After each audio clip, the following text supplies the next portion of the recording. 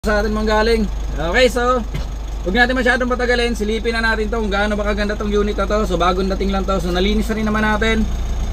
Mitsubishi L300 na 2022 model. Okay, so huwag natin patagalin. Silipin na natin to. Tingnan natin gaano ba kaganda tong unit na to. Kung worth it ba, kung sulit ba to para sa inyo. Okay, so let's go. So eto na. So may plaka na rin to. So wala ka na problema sa plaka nito. So ang ganda pa ng ending 8. So ikutan natin yung buong body nito. So makikita nyo naman dito pa lang sa harapan. Yan, so napakakintab ng unit na to. So wala kang problema sa body nito.